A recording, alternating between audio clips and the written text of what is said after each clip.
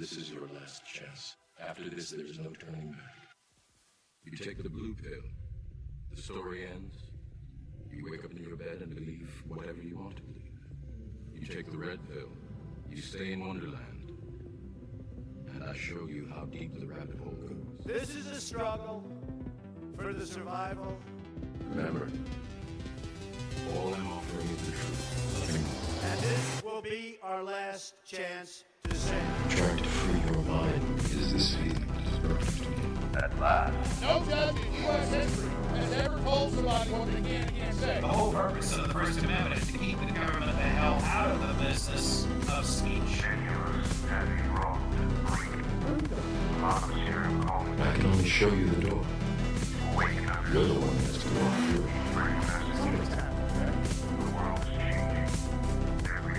Civilization's weird.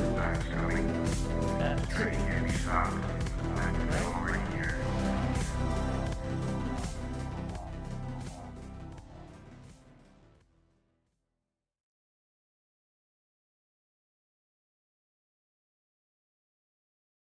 This is your last chance. After this, there's no turning back.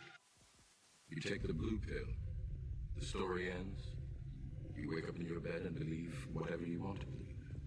You take the red pill. You stay in Wonderland. And I show you how deep the rabbit hole goes. This is a struggle for the survival. Take the red pill. Remember, all I'm offering is the truth.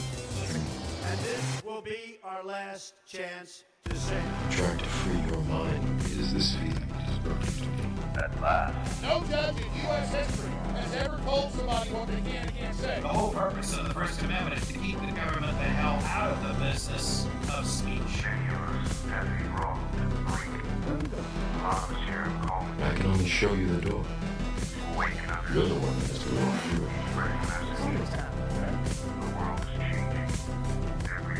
Civilization's weird. That's crazy.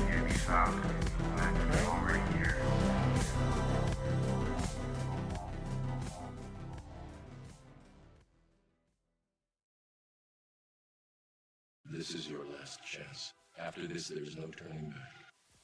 You take the blue pill. The story ends. You wake up in your bed and believe whatever you want to believe. You take the red pill. You stay in Wonderland. And I show you how deep the rabbit hole goes. This is a struggle for the survival.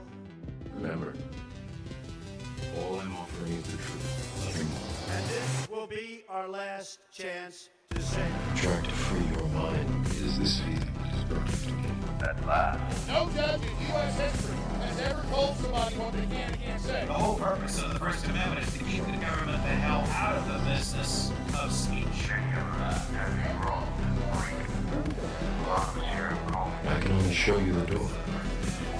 You're the one that's to walk through it.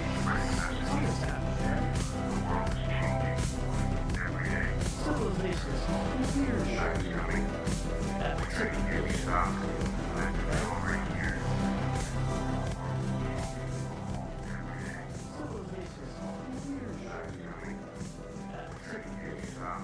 This is your last chance.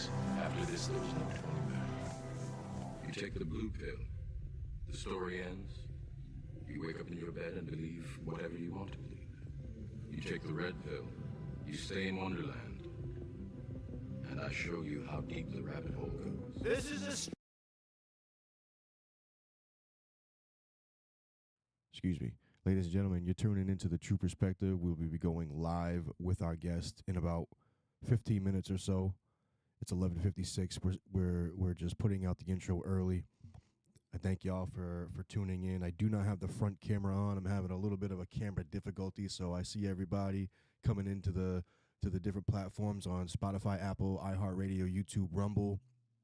Make sure you go into Rumble. It's going live through Facebook, but make sure you go to Rumble. .com/the Tru Perspective, the TRU Perspective. Make sure you tune in there. That's where all of it's not going to be censored, and it won't take us down. I'm also going live on TikTok as soon as our guest gets in here, and yeah, stay tuned, stay with us. We'll be going live in about 15 minutes. Just a little bit of traffic delay out there, so waiting for the guests to come in. So I appreciate y'all. I love y'all. Thank you. Make sure you tune in. The Tru Perspective on Spotify, Apple, iHeartRadio, YouTube, and Rumble. Thank you. Struggle for the survival. This is your last chance. After this, there is no turning back. You take the blue pill. The story ends.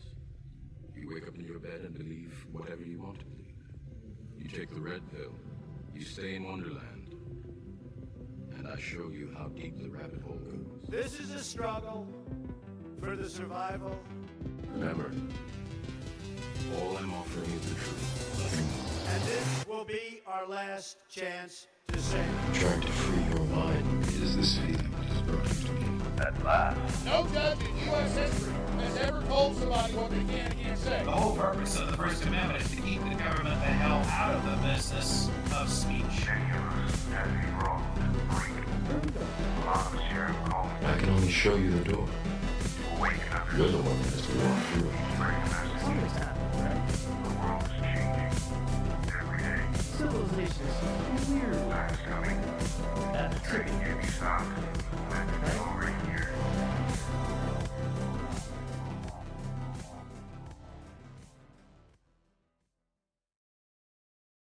This is your last chance. After this, there is no turning back. You take the blue pill. The story ends. You wake up in your bed and believe whatever you want to believe. You take the red pill. You stay in Wonderland. And I show you how deep the rabbit hole goes. This is a struggle for the survival.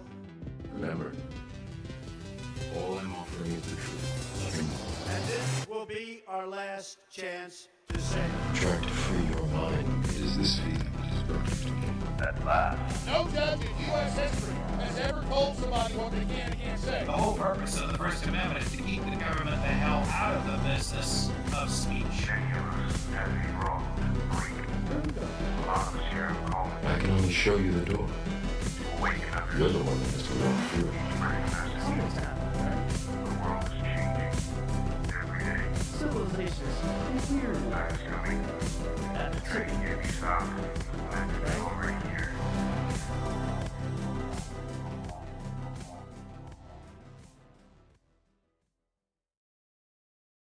This is your last chance. After this, there is no turning back. You take the blue pill. The story ends. You wake up in your bed and believe whatever you want to believe. You take the red pill. You stay in Wonderland. And I show you how deep the rabbit hole goes. This is a struggle for the survival. Remember, all I'm offering is the truth. Nothing more. And this will be our last chance to say. Trying to free your mind is this feeling that has brought you to me. At last. No judge in U.S. history has ever told somebody what they can and can't say. The whole purpose of the First Amendment is to keep the government the hell out of the business of speech. Any of us has a wrong to break. A lot of us here have called I can only show you the door. waking up. You're the one that has to walk through it. The world is changing every day. Civilizations weird. Time's coming. Everything can be stopped. It's already here.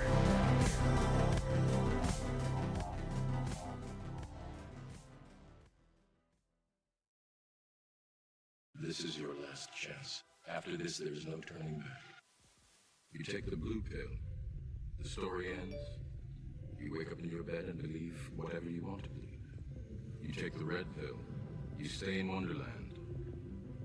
And I show you how deep the rabbit hole goes. This is a struggle for the survival. Remember, all I'm offering is the truth. Nothing more. And this will be our last chance to say. Trying to free your mind is this feeling that has brought you to me. At last. No judge in U.S. history has ever told somebody what they can and can't say. The whole purpose of the First Amendment is to keep the government the hell out of the business of speech. Any of us has a wrong to break. A lot of us here have called I can only show you the door. waking up. You're the one that has to walk through it. The world is changing every day. Civilizations weird. Time's coming. The trading can't be stopped. Let's go right here.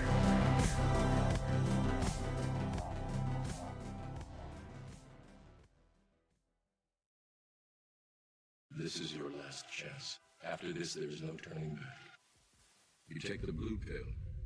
The story ends. You wake up in your bed and believe whatever you want to believe. You take the red pill. You stay in Wonderland.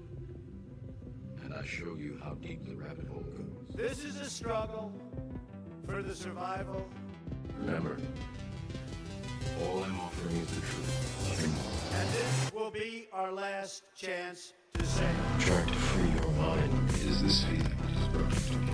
At last. No judge in U.S. history has ever told somebody what they can and can't say. The whole purpose of the First Amendment is to keep the government the hell out of the business of speech. Genuine, heavy, wrong, break.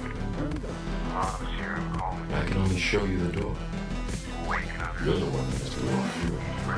Almost happened. The world is changing. Every day. Civilization is weird. Time's coming. The trading can't be stopped. Let's go right here.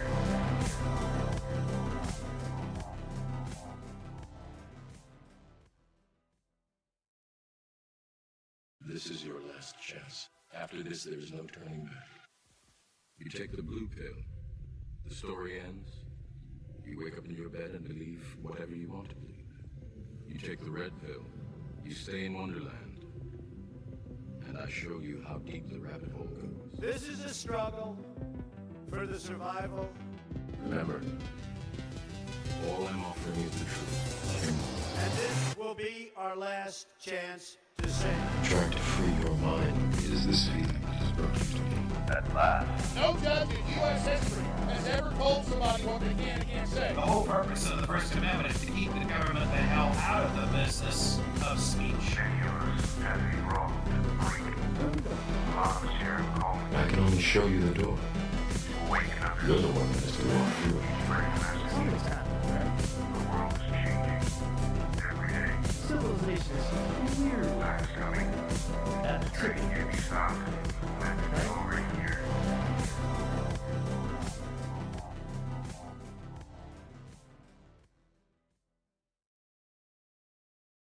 This is your last chance. After this, there is no turning back. You take the blue pill. The story ends. You wake up in your bed and believe whatever you want to believe. You take the red pill. You stay in Wonderland. And I show you how deep the rabbit hole goes. This is a struggle for the survival. Remember, all I'm offering is the truth. Nothing more. And this will be our last chance to say. Trying to free your mind is this feeling described to me. At last. No judge in U.S. history has ever told somebody what they can and can't say. The whole purpose of the First Amendment is to keep the government the hell out of the business of speech. Genuine, heavy, wrong, break. Sheriff, call me. I can only show you the door. Waking up. You're the one that has to walk through it. Almost happened. The world is changing. Every day. Civilization is weird. Time's coming. The trading can't be stopped. Let's go right here.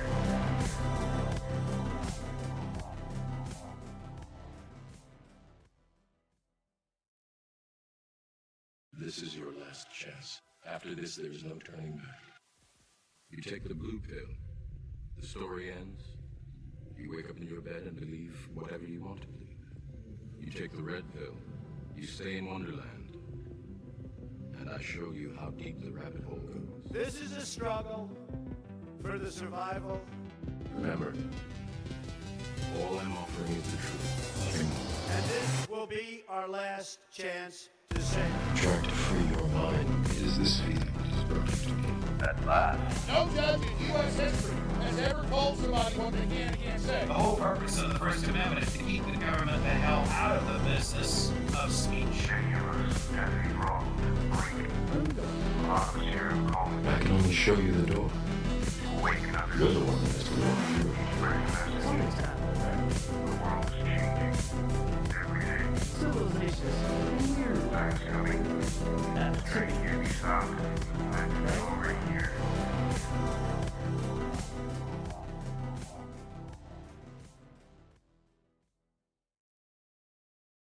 This is your last chance. After this, there's no turning back. You take the blue pill. The story ends. You wake up in your bed and believe whatever you want to believe. You take the red pill. You stay in Wonderland. And I show you how deep the rabbit hole goes. This is a struggle for the survival. Remember, all I'm offering is the truth. Nothing more. And this will be our last chance to say. Trying to free your mind. It is this feeling that is burning to me.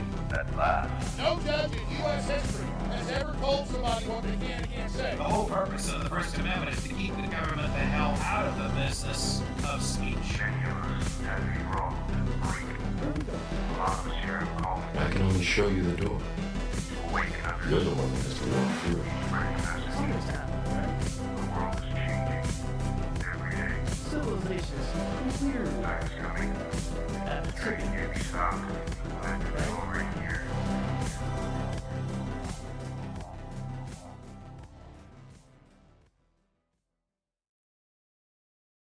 This is your last chance. After this, there is no turning back. You take the blue pill. The story ends. You wake up in your bed and believe whatever you want to believe. You take the red pill. You stay in Wonderland. And I show you how deep the rabbit hole goes. This is a struggle for the survival. Remember, all I'm offering is the truth. Nothing more. And this will be our last chance to say. Trying to free your mind. It is this feeling that is burning to me. At last. No judge in U.S. history has ever told somebody what they can and can't say. The whole purpose of the First Amendment is to keep the government the hell out of the business of speech. Many of us have been wrong to break. A lot of us here have called I can only show you the door. awaken under You're the one that has to walk through it. recognize Some is time. All right, ladies and the world is gentlemen, changing every day. Rebel Squad out there. Weird. Time is coming. We're just waiting for our guests to get here. It's already here.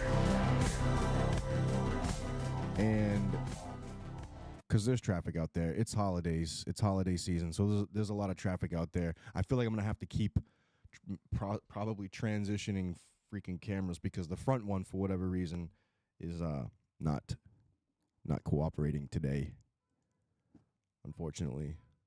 So I got these two cameras out. I don't know if that's someone beeping for me outside or what. Give me a second. I apologize, everybody. Make sure that you're tuning into the Tru Perspective on Spotify, Apple, iHeartRadio, YouTube, and Rumble. Rumble, most importantly, because it won't kick any of this content off, but it is streaming on YouTube, it is streaming on Rumble, and it is streaming on Facebook, and it will be streaming soon on TikTok. You can follow me on TikTok at Tru_Warface, TRU_Warface. Give me a couple minutes. I just have to check the phone to see if my guest here, Niyoka Powell, RI Senate candidate, that's going to be coming in here into the studio, and we'll be discussing a lot of topics. So I appreciate y'all for tuning in. Once again, the Tru Perspective on Spotify, Apple, iHeartRadio, YouTube, and Rumble. Make sure you follow Rumble. Follow the Rumble and follow Spotify. Two main apps that the Tru Perspective is broadcasted on or uploaded later on to. This is live, so it's gonna automatically go on Rumble, YouTube, and Facebook. Later on, it will go up on Spotify. But yeah, just get those apps.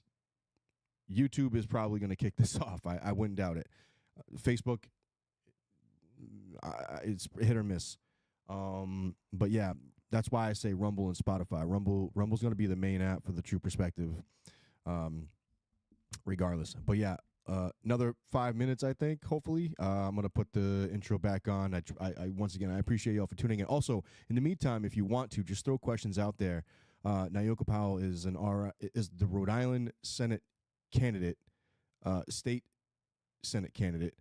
So if you have any questions, post them in the comment section on either of the apps, and I will do my best to look for them and bring them up in discussion. All right, I appreciate y'all.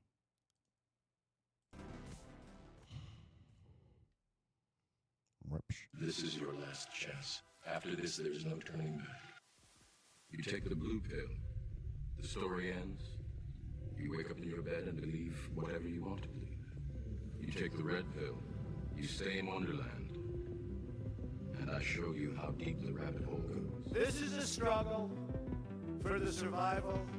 Remember, all I'm offering is the truth. And this will be our last chance to say. Trying to free your mind is this feeling dispersed. At last. No judge in U.S. history has ever told somebody what they can and can't say. The whole purpose of the First Amendment is to keep the government the hell out of the business of speech. Genuine as he wrong to break. A lot of sheriff calling. I can only show you the door. Waking up. You're the one that has to walk through it. Recognize the world is changing. Every day. Civilization is weird. Time's coming. At the Trading can't be stopped. It's already here.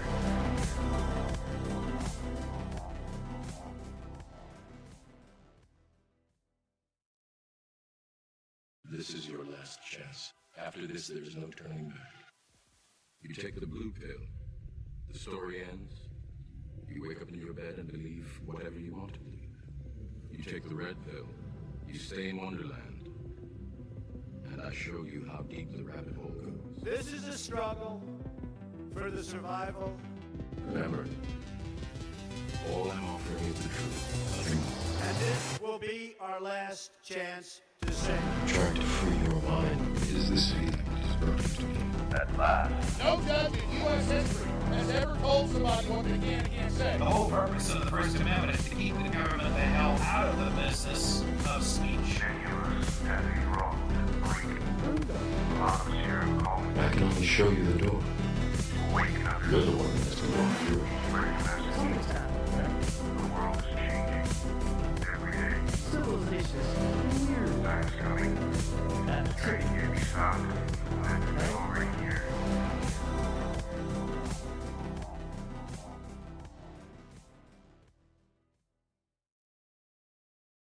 This is your last chance. After this, there is no turning back. You take the blue pill. The story ends. You wake up in your bed and believe whatever you want to believe. You take the red pill. You stay in Wonderland. And I show you how deep the rabbit hole goes. This is a struggle for the survival. Remember, all I'm offering is the truth. And this will be our last chance to say. Trying to free your mind is this feeling dispersed. At last. No judge in U.S. history has ever told somebody what they can and can't say. The whole purpose of the First Amendment is to keep the government the hell out of the business of speech. Genuine as he wrong to break. A lot of sheriff calling. I can only show you the door. Waking up. You're the one that has to walk through it. Recognize the world is changing. Every day. Civilization is weird. Time's coming. At the Trading can't be stopped. It's already here.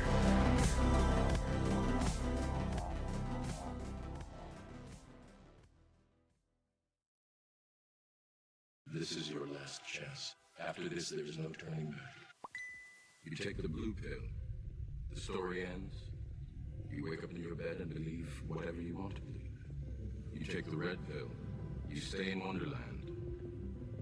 And I show you how deep the rabbit hole goes. This is a struggle for the survival. Remember, all I'm offering is the truth. And this will be our last chance to say. Trying to free your mind is this feeling dispersed. At last. No judge in U.S. history has ever told somebody what they can and can't say. The whole purpose of the First Amendment is to keep the government the hell out of the business of speech. Genuine as he wrong to break. A lot of sheriff calling. I can only show you the door. Waking up. You're the one that has to walk through it. Recognize the world is changing. Every day. Civilization is weird. Time's coming. At the Trading can't be stopped. It's already here.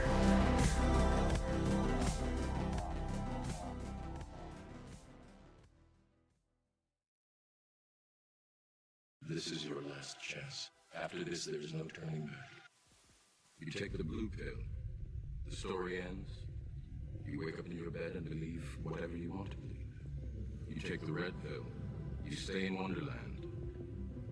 And I show you how deep the rabbit hole goes. This is a struggle for the survival. Remember, all I'm offering is the truth. Nothing more. And this will be our last chance to say.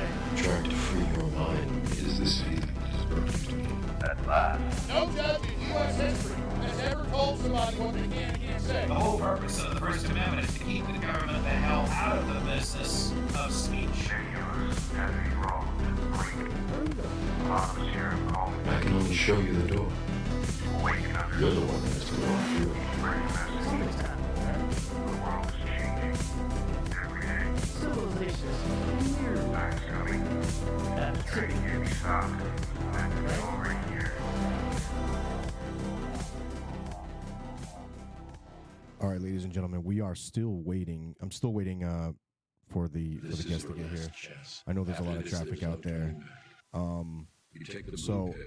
I'm just gonna actually just jump right in it until I hear the alert to go down and open the door. So what do we have going on? What isn't going on in the world today? Well, it's the holidays for sure. Everyone's out there crazy doing their holiday shopping. I'm sure everybody else is kind of doing their thing. This is a pretty cramped live event. Only had a couple days to put this together, only because there's a time constraint with this, with some events of I guess that's going on with this guest. So I wanted to, do my best to help and get that help make that public. I don't know why I can't see the chat. I'm not sure why I can't see the freaking chat, man. Facebook sucks. Facebook is the worst app to go live on. Just letting everyone know out there. The only reason why I do utilize it is because it's I guess it's accessible for most people. Pretty much most people are on it. But listen, I really stress this very much so because Rumble and Spotify and Twitter have been making quite a bit of leaps and bounds for free speech, and Facebook and YouTube and Google and Instagram and Leads, or no, I'm sorry, not Leads. Is it Threads? That's another shitty app. All of these apps, well, the ones that I mentioned, as far as like Facebook, YouTube, Google, what was it again? Instagram and Threads. Like those are apps that are and TikTok too. TikTok is definitely not a friendly app for free speech. Even though that app is full of pretty controversial topics involving like gender identity and the war between Palestine and Israel, Ukraine and Russia, American politics, so on and so forth, UK politics, religion. You just can't say certain words, I guess. That sounded like the alert. That might be them. I think it is. So listen, I'm going to go to a quick break one more time. I do apologize for everybody else, but I am still giving a lot of people time to get into the chat here. I don't know why the chat's not pulling up on Facebook. I got to figure that out.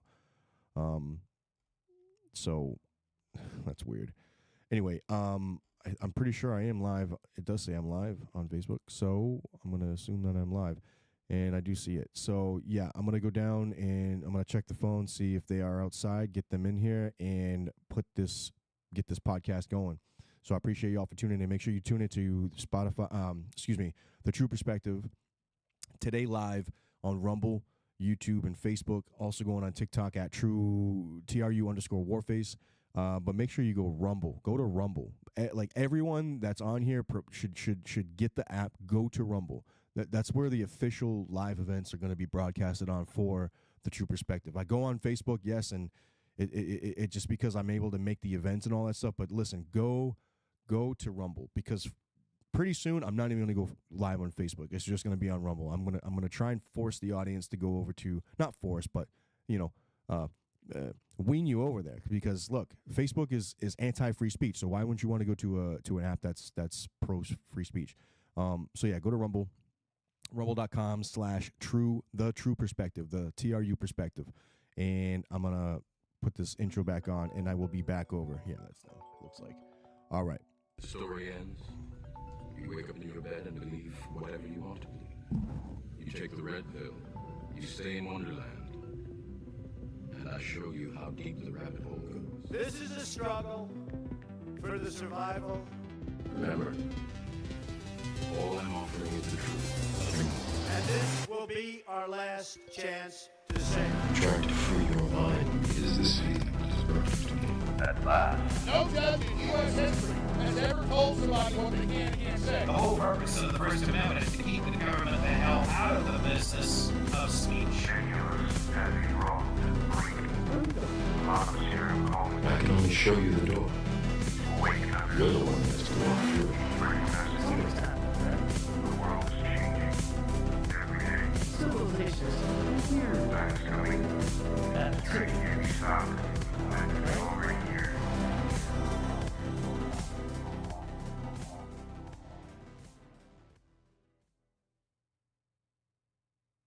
This is your last chance. After this, there's no turning back. You take the blue pill. The story ends. You wake up in your bed and believe whatever you want to believe. You take the red pill. You stay in Wonderland. And I show you how deep the rabbit hole goes. This is a struggle for the survival. Remember, all I'm offering is the truth. And this will be our last chance to say. Trying to free your mind is this feeling perfect to me. At last. No judge in U.S. history has ever told somebody what they can and can't say. The whole purpose of the First Amendment is to keep the government the hell out of the business of speech. Genuine, heavy, raw, a lot of serial calling. I can only show you the door. Waking up. You're the one that's to walk through it. Pretty messy. The world's changing. Every day. Civilization's here. Time's coming. Couldn't get me stopped. And it's already here.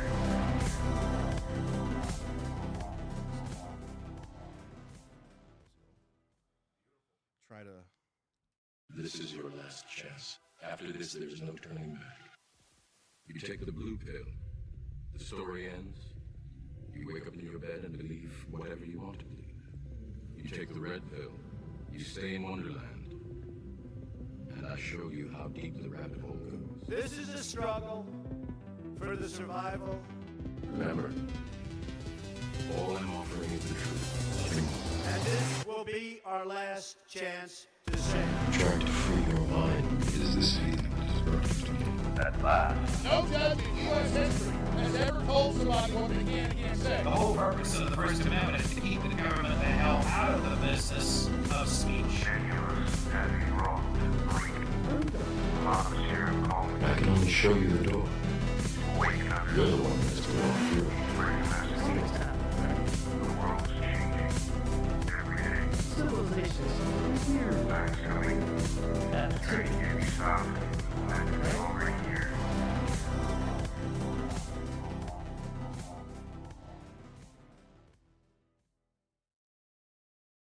This is your last chance. After this, there's no turning back. You take the blue pill. The story ends. You wake up in your bed and believe whatever you want to believe. You take the red pill. You stay in Wonderland.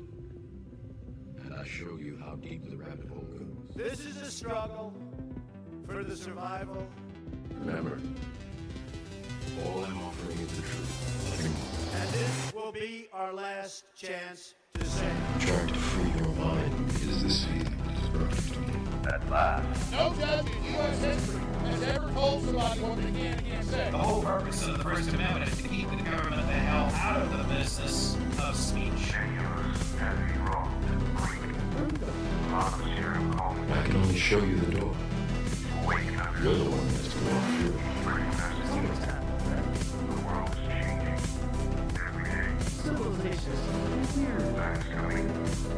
Couldn't get me stopped. And it's already here.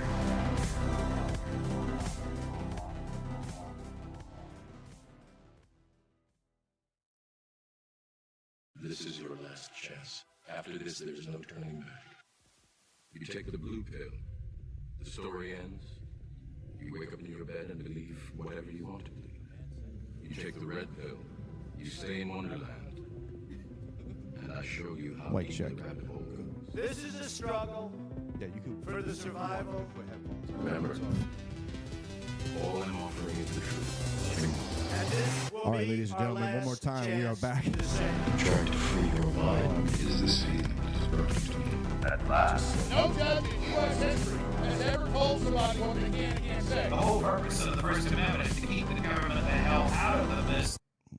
All right, ladies and gentlemen, thank you for tuning in to the True Perspective this on Spotify, Apple, iHeartRadio, YouTube, and Rumble. Also streaming live on Facebook, YouTube, Rumble, and now TikTok. And I see the chat people joining in. That's good. Hello, everybody. Thank you for tuning in. We have am I saying Niyoka, right? Yes. All right, I just want to be sure. Niyoka Powell, Rhode Island State Senate candidate. Correct. And she's in the building, and Armando, her husband. And so it's finally good to have you in here. Oh, thank you for having me. We've been trying to do this for a while. You're a very busy woman. I completely understand that. I'm sure campaigning can be a bit like first of all, how does that go? Before we jump into that, for anyone that doesn't know who you are, you can introduce yourself and what got you going into looking into politics. Sure. My name is Niyoka Powell. I was born in Jamaica. Came here when I was 9. Lived in Connecticut for a while until after high school. Decided to come to Providence for Rhode Island College, where I went to college, and just never left the city. I've been living in Providence for 18 years, and it has become my home away from home. It's been the longest I've stayed in any specific state or any specific Can you town. pull that mic close to you? You can pull it closer to you if you want. Awesome. That's good. So, I mean, I've always wanted to do healthcare, so I've worked in healthcare for 18 years as well. After leaving high school, went from a CNA to a mental health worker to a nurse on the drug alcohol addictions unit at Butler Hospital. So, most of my life I've been, a caretaker of people. I've always loved the feel of healthcare because I felt that what more can you do than God's work, which is help people, heal people, and, get them to where they need to be successful in their own lives. It's the selflessness that I adore when people do that.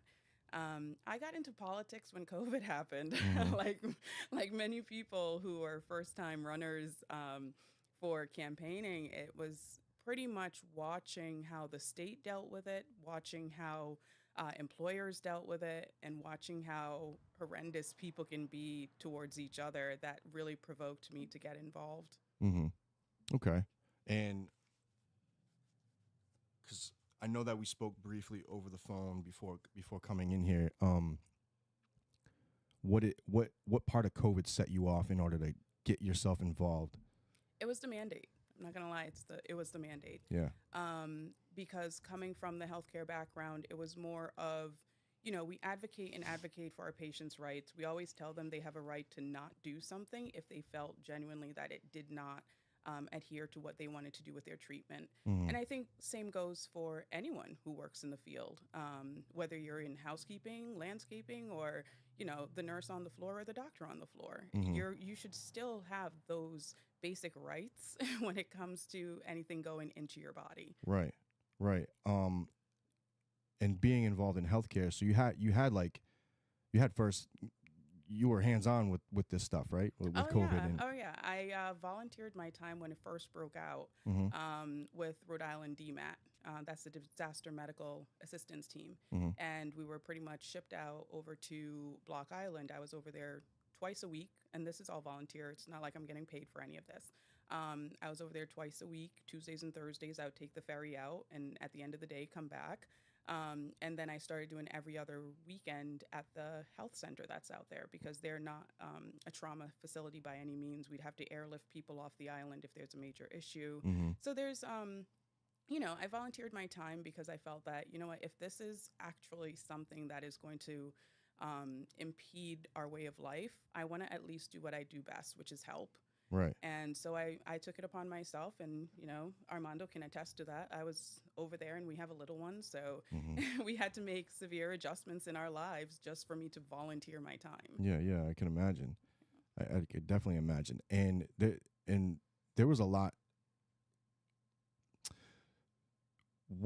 So with that going on, when you were volunteering your time over there, what were the protocols? Like what changed? Because in the beginning of when that happened, or when that was just starting, when COVID was just starting to, I guess, you know, make itself known, I was working for a medical courier at the time, and like multiple offices were like either shutting down or they were consolidating and all that stuff. So what was their setups like, and also were there, when you were hands on with it, was there, I'm trying to find the word for it, was there more, not an exaggeration, but was there, because a lot of people think that all the machines that were the ventilators, I think, that were being given out, there was a big money pull with that. There was also a money pull with even diagnosing people with COVID. From your perspective, were you seeing any of that, or were you seeing any, like, were the deaths as much as what they were telling the public? In all honesty, from working where I was working at the time, and volunteering, there was not really anything severe when it came to COVID on the island. It was not something that when we were testing, we were gowned up, we were wearing all of the garb, including like the little booties and the, you know, double masking, our goggles, and sometimes under the hood if you needed to be in the hood. So it was just like, we were just testing. And the other thing is, we couldn't test anyone under the age of like 10. It would be like their parent would have to do the swab. So, I mean, if you're a parent trying, and I've done this before, if you're a parent trying to do a nasal swab on anyone younger than 10, it's a nightmare because you're not going to do it right. Right. So I think that there was some skewing of data when it came to that. Sure. But when it came to actually seeing the deaths and actually seeing, you know, the severity of it all, I can't attest to it because I wasn't working in the medical field. Sure. So in the medical hospitals, if you were working in the medical hospitals, I'm sure if someone comes on and talks about that part of it, you would be able to see, you know, more, you would get more benefit from that answer, I would say. All right. Because I didn't have to deal with the COVID deaths and exaggerations. It was the one time I remember getting a call from my supervisor when I was working inpatient was that, you know, one of my patients came back positive and the Department of Health wants you to test. And I said, okay. So I went into work, I tested, and they're like, okay, they're going to have you test for like 3 days. And I was just like, okay. So every time I started my shift, I would have to get tested, do a swab. They had to take a picture of my ID and send it off. And then day 2 came around and they were like, okay, they don't need any more. I'm like, all right. I never ended up getting COVID, never ended up having an issue. The patient was not positive when they came into the hospital, so I didn't know what was going on there. I mean, if it's something that is in the air, it's something respiratory, you're going to pick it up from wherever you go. You could pick it up from going to the grocery store. You could pick it up from just talking to someone. You could pick it up being in your home and just opening up a window. Right. So it was this big boogeyman that was around everybody, but for some reason, they felt that the mask protocol was going to work. And for some reason, doctors were denying patients the ability to take the medical exemption from this, knowing what their medical histories were and knowing the liabilities that would come with getting that vaccine that wasn't really fully understood. Do you think now, because I have, you know, in the beginning I had my opinion, but I also knew where this was coming from, and I just kind of saw the pieces playing itself out. I've been very heavy into like over the years. I guess I'm probably gonna go off topic slightly here because my day of awakening, I guess you could call it, was 9/11. So there's a whole bunch of other stuff that has to do with that, although it doesn't have anything to do with COVID necessarily, but the same type of process where, for instance, the airports never had any security in there, never had any. You didn't have to walk through an X-ray machine and get zapped, dozens of times with radiation or whatever to find out if you got a bomb on you or whatever. Dirty word. And so, I feel like all of these things, my point with going with that is that a bunch of processes were being established here, where consolidation was happening and control and money grab, and also an ambiguous amount of politics being involved with this. It's one more political than it was medical. Severely, you know what I'm saying? Severely political. Yes, severely absolutely. Political. And had it not been for Paul Rihanna's movement on October 1st, I don't believe I would have ran for office. Shout out to Paul Rihanna. Shout out to Paul Rihanna. I don't think I would have ran for office. I think I would have, just kind of brushed it off until I got, just as depressed and upset and angry like everybody else did. But had it not been for the protocols, we would have never had October 1st. Right. Had they listened to the staff, had they said, you know what, maybe corporate shouldn't be the one making this decision because they're not the one actually taking care of these patients and actually seeing what's happening. And I think that's the problem that Rhode Island has, is that it follows a lot of the bureaucratic movements rather than the actual grassroots movements that are happening. Because if you listen to the people at the grassroots level, you'd actually be able to solve a lot of these problems. And the state is just hemorrhaging funds. It's putting money in places that it really should reinvest in other things that are essential to the grassroots movements, and getting these communities up and out of poverty.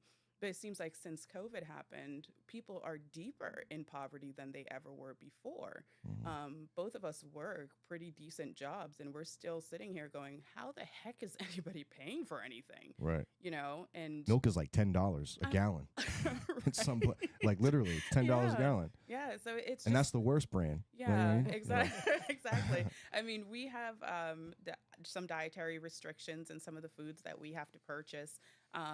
You get different prices, and the price range for a loaf of bread can range between $2 to $3 difference depending on which grocery store you're going to.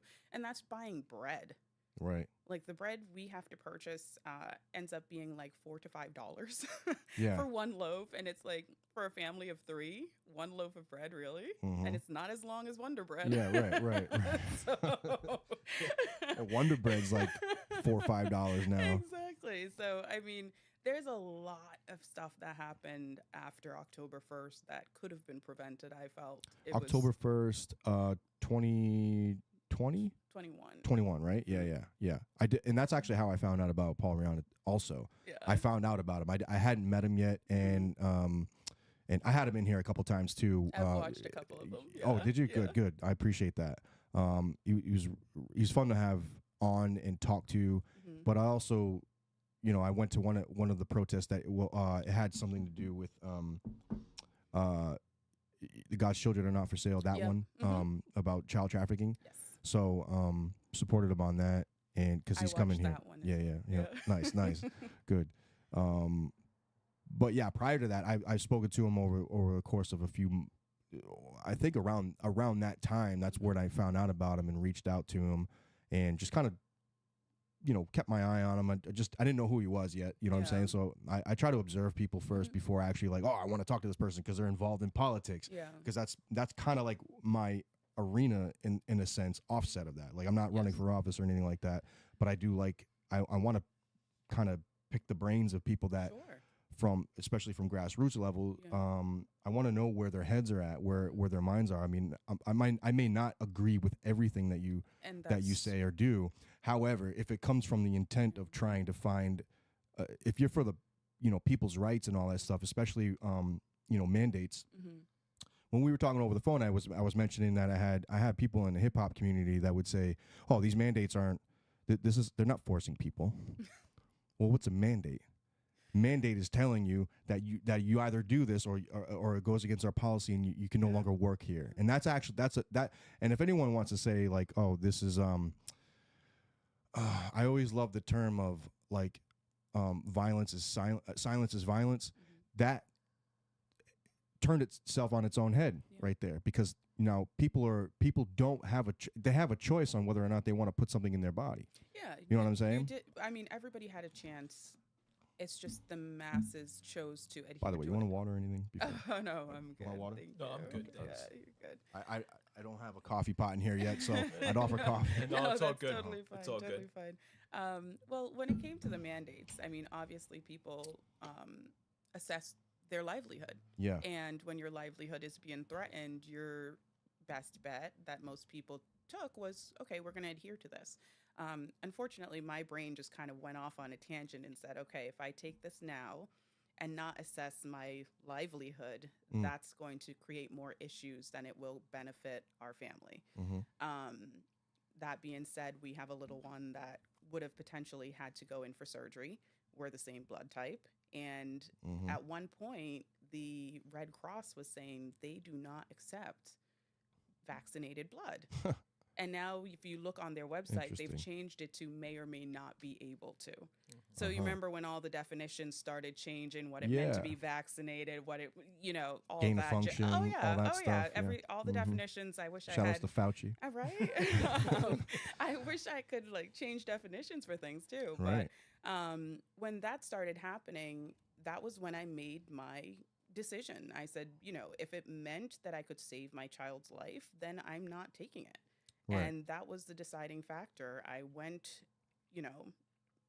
with my gut. I went with my family first. Right. And that was the decision for not getting vaccinated and not adhering. They might see that as something else, but I also have autoimmune situations, and my doctor knew about that. And to be someone who was so sensitive to certain things, to tell me that I still had to get vaccinated when it came to not knowing how it was going to respond to me to begin with, it's almost like they were gambling with my life to see what would happen. And I'm sorry, I'm not a guinea pig. And that's how I looked at it. Sure thing, yeah. Unless you have 10 years worth of data to sit down and talk to me about this medication that you're trying to, put into my body when I really don't need it, then I'm not going to. Right. Plain and simple. Yeah, I agree. I 100% agree with that. I think that was the only, well, not only, there's a few things, but one of the main ones was during the Trump campaign, because that's where the vaccine had parted from, Operation Warp Speed. That was like a big flag to me. I'm like, Yeah, okay, it they're gonna, was. and I already Huge saw, red flag. I already saw it before they started mentioning anything about vaccines. I already saw that they're gonna issue something out. They're gonna treat it like the flu. They're Yeah. gonna say like, oh, all the medical staff have to get it first. I was already playing the pieces in my Yeah. head, because that's what they did, Same or here. what they do with like H1N1 or something like that. Swine flu. Swine flu, yes. And so one of my big concerns with that was that being a part of his big message. I don't know if he knew fully. I mean, he had Fauci with him, which was a horrible idea. He should have fired him immediately, because that guy was just pushing masks. I mean, in the beginning of that, they were pushing masks, saying like, oh, this is going to you're saving other people's lives and all that stuff, when really they did test on it, and you could, I don't know, I think people were saying smoking a cigarette, and the smoke itself is like I don't know. Someone correct me. particulates. Yeah, the particulates. I mean, the virus itself, the particulates from the virus is smaller. It's smaller than the holes that are in your protective device. Right. So, I mean, everybody's going to sit here and check credibilities on people, when really all you need is common sense. Sure. My Yeah. degrees, or any degrees that anybody has, does not outweigh common sense. Right. And I think that's something that we need to look at as well, is that not because you have a slew of degrees and, letters after your name, doesn't mean that the national common sense is weighed less than what you paid for. Sure, yeah. And I mean, the media is the biggest culprit behind that too, because they were putting out all of these things. I remember one particular one was that they had like this 18-wheeler truck outside of New York, or outside of the park or something like that, and it ended up not being real. Yeah. It ended up being that they were just pouring bodies in there and stuff like that, and then burying them out somewhere. I don't know if it was Long Island or some offset island remember seeing nearby that, there. yeah. And the story was completely fake. It was like completely false. So they were scaring people, Yes, they like were. people that just watch these shows, CNN and Fox News or whatever. Mostly CNN was pushing this stuff out, MSNBC, and they were just saying like, oh, if you don't wear the mask, you're killing people. So they were using that guilt stuff also. And then people were starting to basically surrender to that. Those who were unable, I guess, to think for themselves, like something weird's going. I mean, obviously something weird's going on, but it's not what they're telling us what's going on. So I mean, in all honesty, I wish they would just come out and just say what it is. sure. I think that people inherently want to help in any way they can. And when we try to dismantle the truth and put it in a different light, but then try to solve the problem ourselves, that's when we have chaos. It's like, just come out with it, just say what you need, and let's have the actual discussion. And I think that's the disgust that I'm seeing when I entered the world of politics, which I never wanted to be involved in politics at all. This is not where I saw myself. But when it came down to actually being an advocate for people and actually saying, listen, you need to stop this BS and just actually help people the way you say you're going to when you run for office, then we're going to have some problems. Right, yeah. We're going to have some problems because we need to be truthful. And the whole world of politics, that's why it's deemed the way that it is. Because when you have good people entering who actually want to help people, we can't, because you have all the career politicians who smear their names and smear the actual ability to be that public servant. Like, I work for you. You don't work for me. Right. And that was the same thing. Like, in the hospital, I work for the patient. The patient doesn't work for me. Where does my paycheck come from? Right. It comes from me taking care of you. So where do we come off giving these politicians all this power? We need to check it, and Rhode Island needs to do that. 100%. Rhode Island's probably the worst state in the it's entire amazing. country. It's amazing. We've got New York, we've got LA, but Rhode Island, Rhode Island's a state, but the entirety of the state is all corrupt. Yeah. Or at least it's the boot from corruption is on everybody else that's actually trying to do good. You know what I'm saying? Paul Rihanna runs as, I think he ran as a independent. Yeah. But he was telling me that that when he was campaigning, that they wouldn't have Dan McKee debate him. Like, they wouldn't have him in the same room. I was at the debate. And I was like, we were both at the debate, and I mean, after that whole ordeal, they had all the independent candidates debate themselves amongst themselves. Yeah. I thought that was distasteful. There's got to be some legality with that. You know, I'm sure if you dove into it and dove into our charter and dove into all of the, where rules and regulations were changed, I'm pretty sure you could find something to support the case. Right. But that just goes to show, again, people need to take the power away from the government. Sure. They need to be able to say, listen, you work for me, and the masses need Careful, to be able insurrectionist. I know, right? Oh my gosh, this black girl's an insurrectionist. Yo, my goodness. But, at the end Don't say those dirty words. No, but at the end of the day, it's like, Jesus, what are we working for? Right. What are we working for? Right. How do you work 80 hours a week and still not be able to feed your family? Right. How do you work 80 hours a week and still not be able to pay your rent or pay your mortgage? And I mean, the city of Providence, yes, we want to be the world's best at something. How about you fix the education system and then you'd be first at something? Because if you have productive members of society, educated members of society, you don't have to fund anything else. The work will take care of itself. And it really grinds my gears. I'm going to say that. Because I know he's like, great, she's saying it.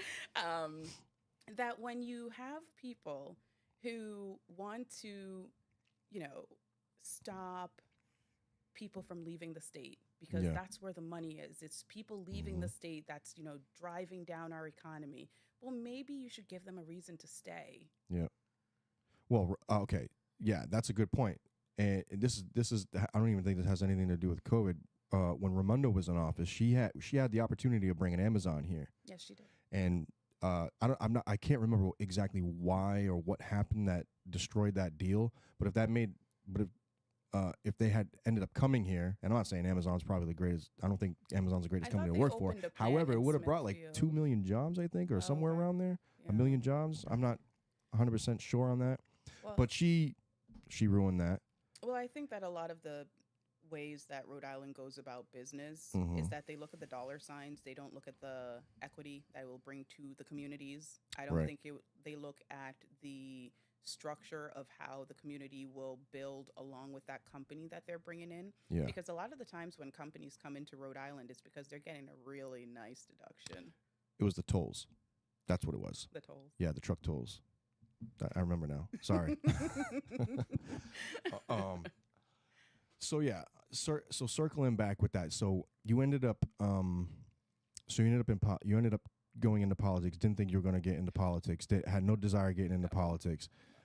That's true, like true grassroots too. Like I don't have any desire. Like I don't want to do this. I don't want to talk to all these people. Like I want to get involved in all this because now you're putting yourself in the spotlight. Exactly. And it's not just me, it's my entire family. Right. I think people forget that. Like when you're, putting yourself out there to speak against the grain and, go out there and say, no, we should probably look into this and see if there's an actual issue there. People just trust so easily. And when someone is going against what your mindset is, it's not very easy for them to actually listen. Yeah. So it's automatic that if you see someone wearing red, all of a sudden they're a Republican. Yeah. Right? Yeah. So all of a sudden your mind's just saying, your cognitive biases are being like, okay, we don't think the same. I don't want to hear what they have to say. They're going to be talking about Trump. They're going to be doing this, that, and the other thing. And that's just not me. Okay, what you do in your life isn't me. But yet I can still talk to you. We can still sit down and have conversations because that's how government's supposed to be. We're supposed to have those, lively debates. We're supposed to have those, contrasting thoughts, but still be able to say, okay, how are we going to fix this though? What's going on with the bridge? Do we need someone from the outside, or do we need to actually check and do an internal audit to see who's actually qualified in their seats to actually take care of the problem? Yeah, I love the nonchalant message that they were giving for everybody else. Oh gosh, yes. I mean, not a worry in the world for them. You know what I'm saying? I mean, Tara Granahan on WPRO yesterday, was it yesterday or Thursday? She had this gentleman on that was talking about all of the bridges in Rhode Island and how we're like 48 in the nation with infrastructure, and how, the bridges are falling apart. And his data research was from like 2017. And he notated that it was from 2017. And so, Director Alviti called in and he was really upset and all that, pretty much trying to ask for a retraction. And that's what I mean. Instead of saying, you know what? The data was there from 2017. This is the progress we've made, or these are the changes that we've made to that, document that he put out in the paper. Yep. Instead, it was, nope, that's not true. This is not happening. We don't care. Right now, I have to go 24, 495, 95 to 146, an hour out of my way to get home because I'm stuck on the bridge anyway.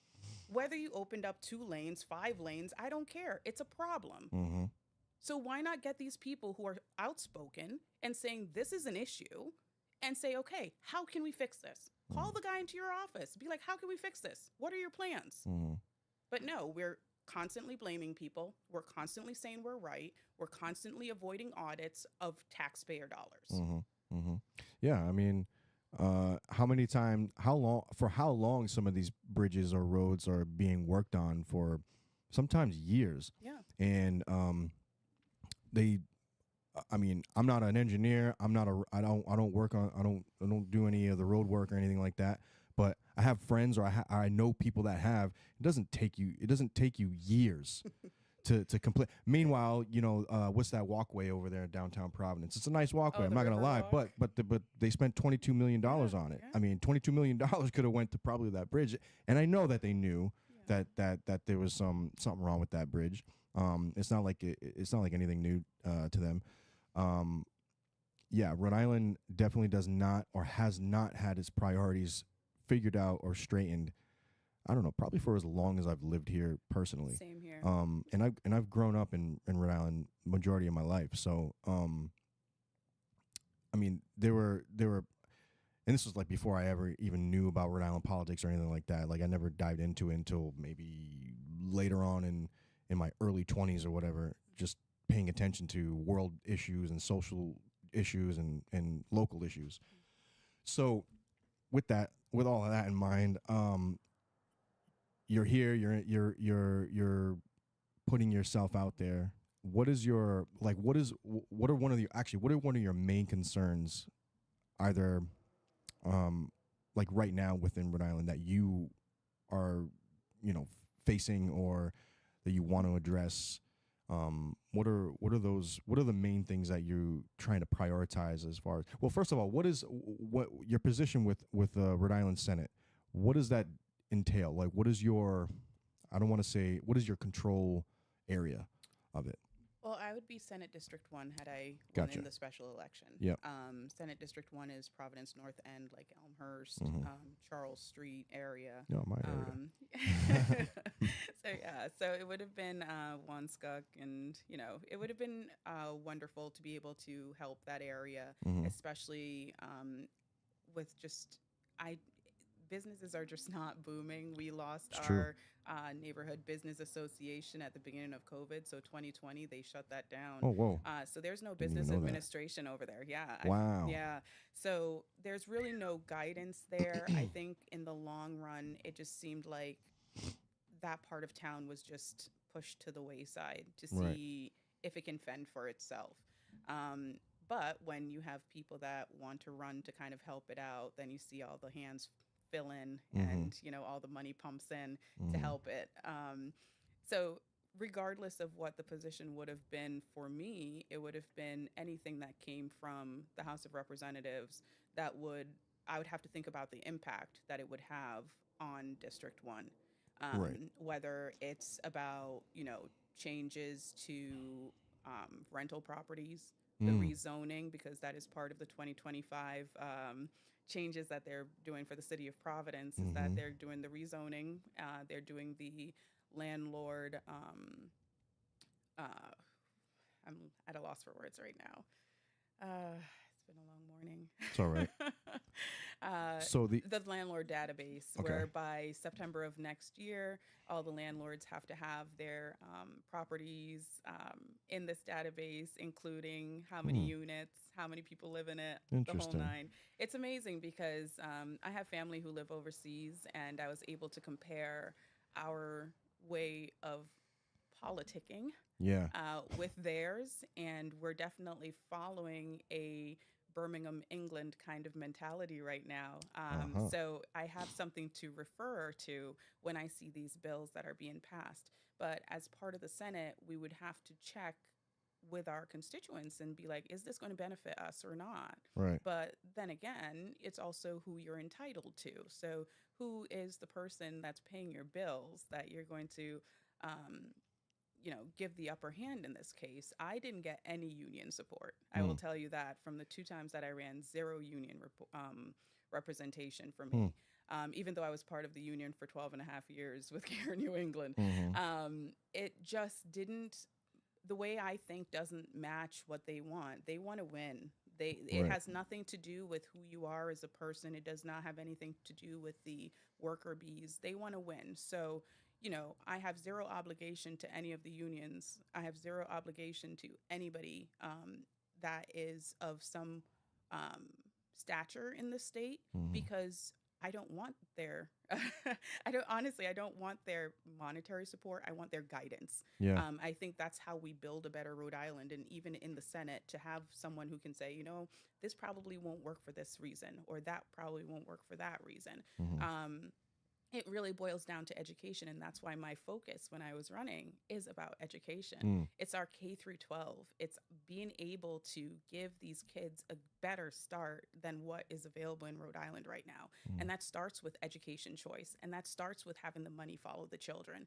And the example I use all the time is that, tuition at St. Pius, a private school, is far less, like double less than what we are paying per student into the system for Providence. I know there are a lot of buildings. I know there's a lot of maintenance, which you don't see the maintenance. A lot of things that need to happen in a big school system like that. But at the same time, you are failing every single one of those kids.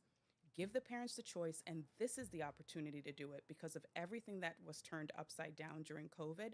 This is the opportunity to say to the parents at their level, which school do you want to put your kid in? We will put the money into the 529 plan, use it for your kids, so that way we can figure out everything else that's structural and get them to where they need to be later on in life. Right. But they don't want to listen. They're following Angelica's plan. They're following the commissioner at RIDE, and she has not developed anything that has remotely made any sense. Mm-hmm. And so now we have a state takeover of the school. She's running it. And you have What's her name? Angelica Infante Green. She's the commissioner. Okay. And so now you have a school board that is really an advisory board to the community. They can't make any changes because their hands are tied. Mm-hmm. So how do you have a system that's supposed to be promoting better K through 12 education when all you're having is rebuilding of schools, no real educational changes for the kids, no changes in curriculum except the woke curriculum? That is not going to feed them when they get older. Mm-hmm.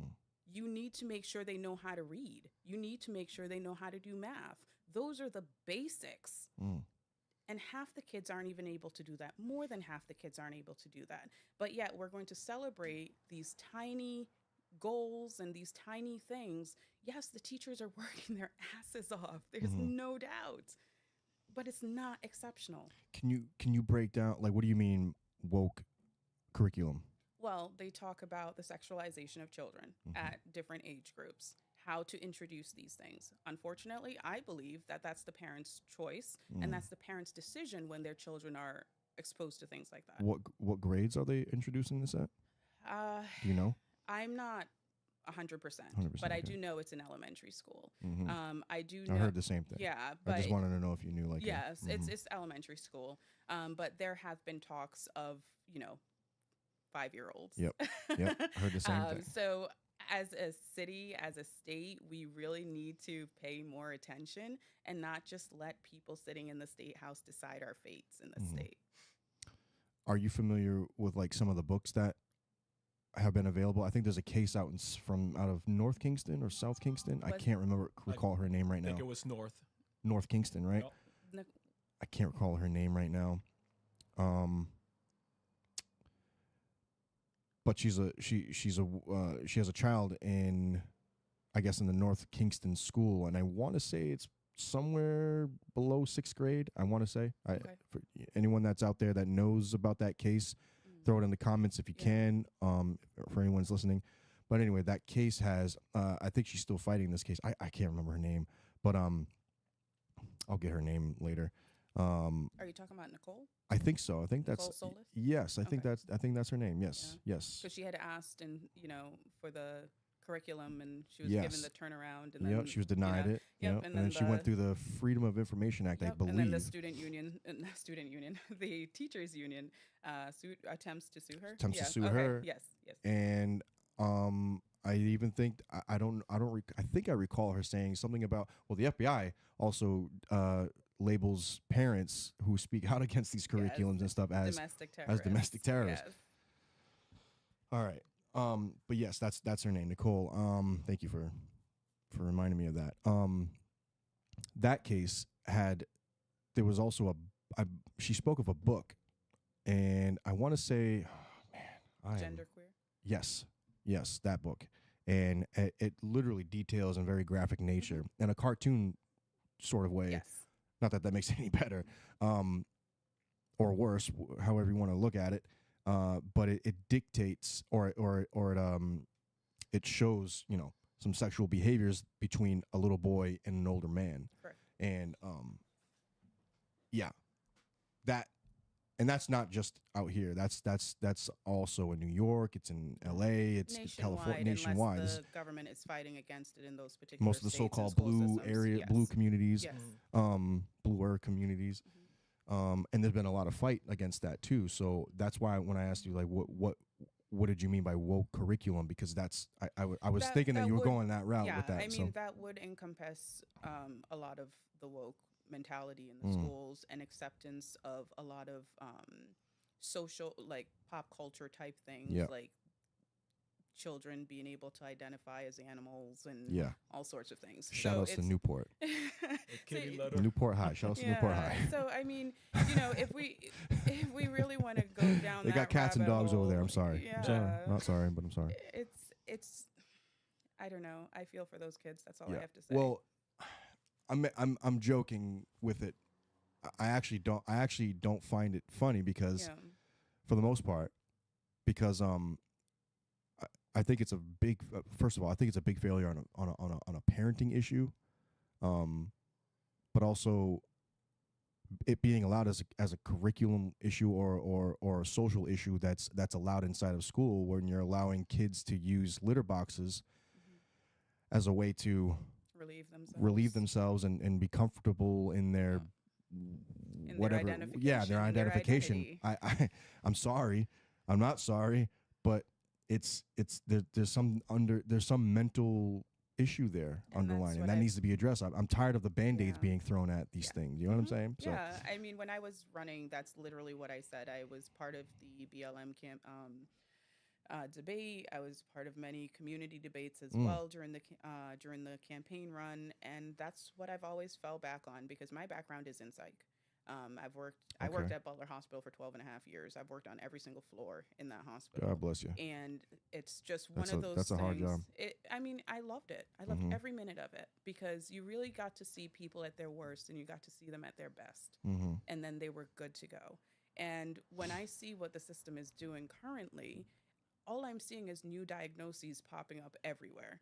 And it's just amazing to me that you haven't had someone who is, prolific in psych come out and say something. I've been waiting for someone from the psych department or someone who is well versed way more than I to say, listen, cut it out.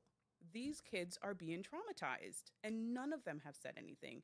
They tried to say that, well, it's the child's right to be whatever they want, but yet the parents have no rights, but yet the parents are paying for everything. So does the government just want to take our kids? Right.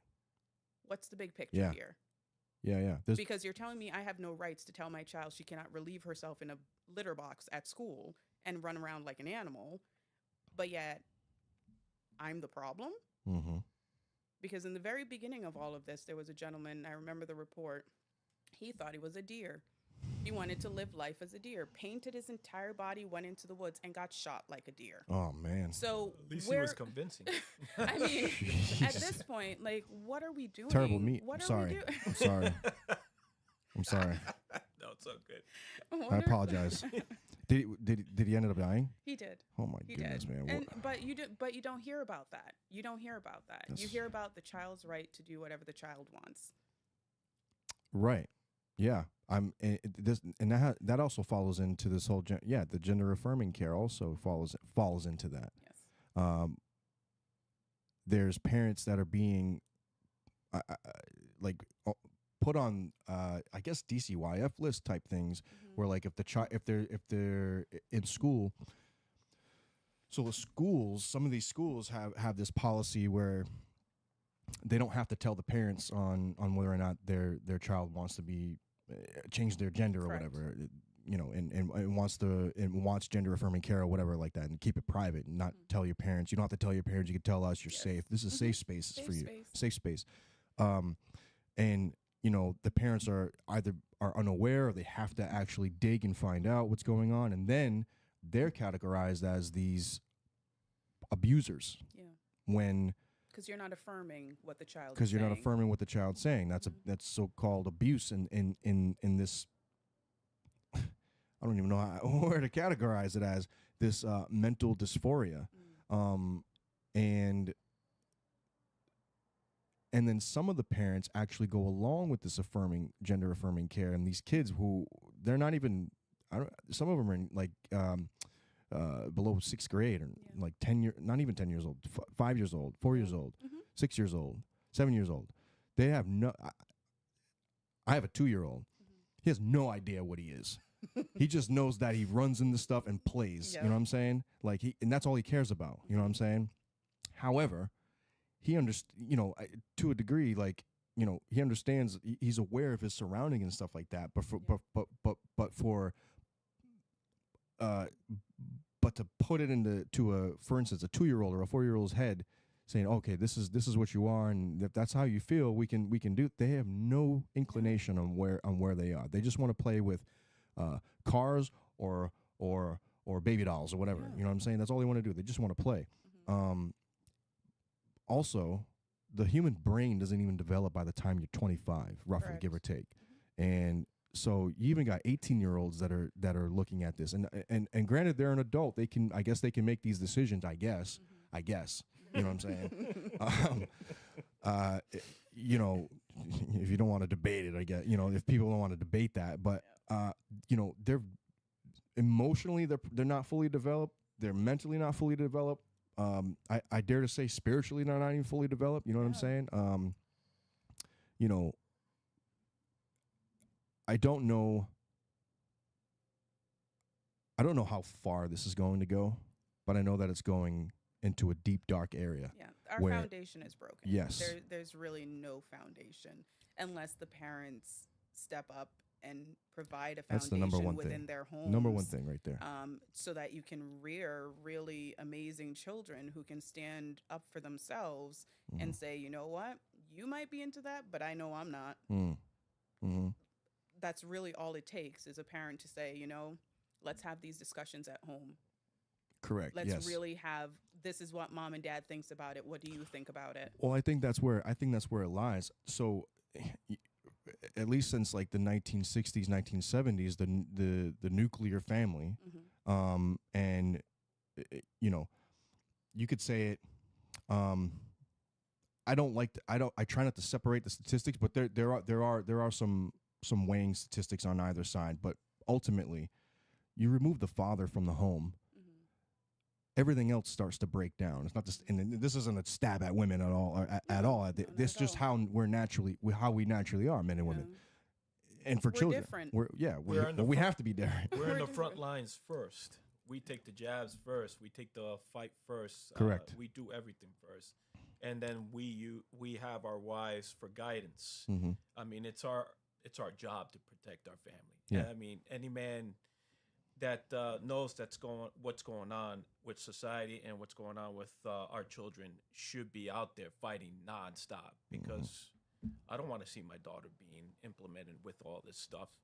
Everything that's being pushed. I'll fight like hell. I'll go to prison. I'm fine with that. That's my kid. She's my priority. 100%. Nothing else. 100%. But I'm with you. I'm with you 100%. When my son, he's my first child. When he came to this world, everything else changed for me. Yeah. Everything. Yeah. All childhood trauma came to the surface. I had to address it all. You know what I'm saying? All at once. So I'm with you 100%. I was always for children prior to that, because you know, nieces, nephews, just children in general. They're the fruit of the earth. It's a different beast when it's your own. It is. It far is, because different now beast. that enemy is potentially at my doorstep. Correct. You know what I'm saying? So,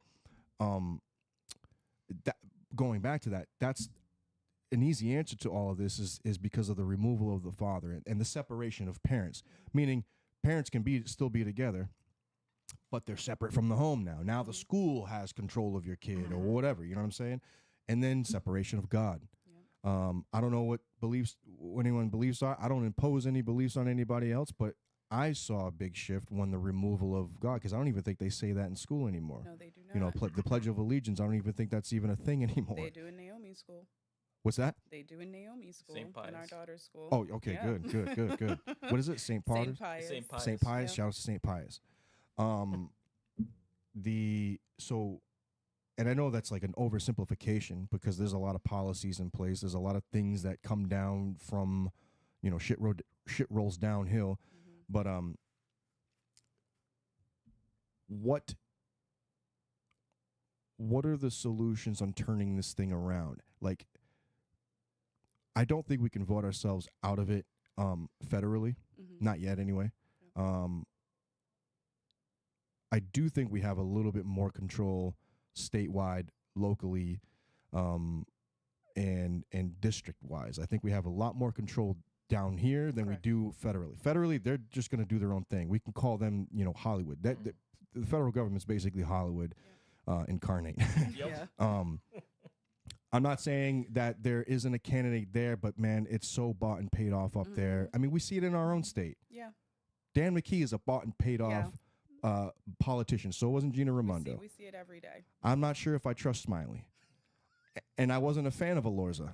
You know what I'm saying? I think these guys, they messed up this state. One of them, you know, Gina Raimondo. And she inherited already a messed up state. So I mean, they've all inherited a messed up state. yeah. And I think that, they go in there with the intent of changing it because they saw, and that's what made them run to begin with. And then they got there and just maintained the status quo. Because heaven forbid you step out and do what is actually right for the people. So working towards this, because you've already, because the debates have already occurred, the elections have already occurred. The elections correct? have already Okay. occurred. So now we look into 2024 coming with as a huge presidential year. Yeah. Which the nominees, Are you expecting red wave? I'm expecting common sense. Yes, is me what I'm too. expecting. I hope so. So like even right now, the GOP in Rhode Island is launching the signature parties for getting the Republican presidents on the ballot for the state of Rhode Island. Are you kind of like the whole sorry? Colorado situation? We Yeah. don't want that. Right. We want everyone to have a fair shot Right. at what's happening when it comes to a vote in this state. We all know how those go, but we really want to push the fact that we need to make sure all candidates are heard, whether you like them or not. That is their constitutional right to be able to run for office, and to hold someone off a ballot just because of how you feel is doing the entire nation a disservice. Yeah. I think people need to understand, love him or hate him, Donald Trump. First of all, he hasn't been convicted of anything.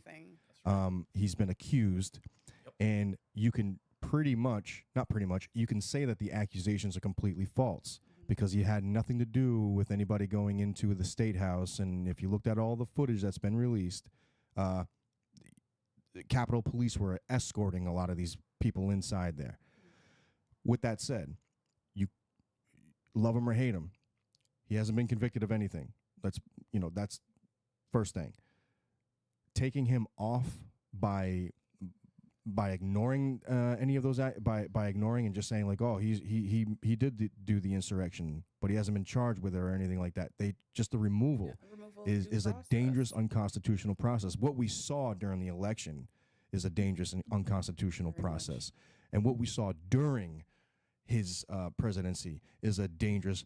I wouldn't say unconstitutional, but an uproar in society. Well, there are some unconstitutional things that have been happened against him because he was taken off of media during the last stretch of his presidency. And let's not forget, Macy's removed all his ties. Yeah, and all of his kids were not able to sell most of their products just because of the last name. Yeah. So we have to realize that if they're doing this to someone of that high on the elite list, what are they going to do to you and your family? Right. Well, you could scale it down. If anyone out there, shout out to Alex Jones.